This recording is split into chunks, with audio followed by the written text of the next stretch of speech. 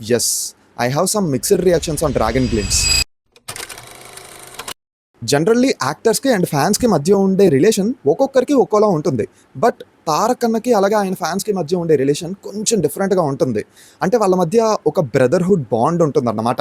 Personally to be honest మాట్లాడుకుంటే చిన్నప్పటి నుంచి నేను జూనియర్ ఎన్టీఆర్ గారి ఫ్యాన్‌ని. నేను అందరి సినిమాలు ఒకేలా చూస్తాను. అందరి స్టార్స్‌ని ఒకేలా ట్రీట్ చేస్తాను. కానీ ఎన్టీఆర్ గారంటే మాత్రం ఒక తెలియని అభిమానం.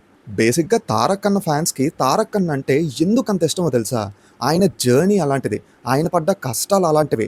అందుకే ఆయనను అంతలా ఓన్ చేసుకొని సొంత బ్రదర్‌లా ట్రీట్ చేస్తారు. ఇంకా 'డ్రాగన్ గ్లింప్స్' దగ్గరికొచ్చేస్తే yes, I have some mixed reactions on 'Dragon glimpse'.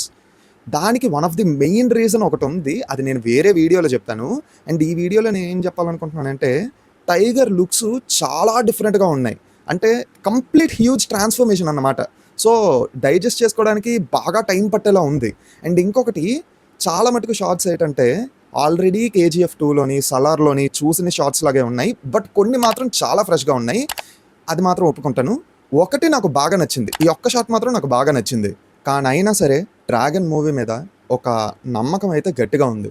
ఎందుకంటే టైగర్ ఎప్పుడైతే ఒక మూవీ విషయంలోని కంప్లీట్ బ్లడ్ అండ్ స్వెట్ పెట్టి ట్రాన్స్‌ఫర్మేషన్ హ్యూజ్‌గా ఇస్తాడో, then the result was huge.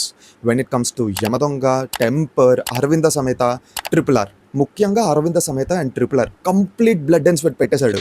So 'Dragon' విషయంలో కూడా ఇంతటి హ్యూజ్ లెవెల్ ఆఫ్ ఎఫర్ట్స్ పెట్టాడంటే it could be a very huge blockbuster అనే చిన్న నమ్మకం ఉంది లోపల.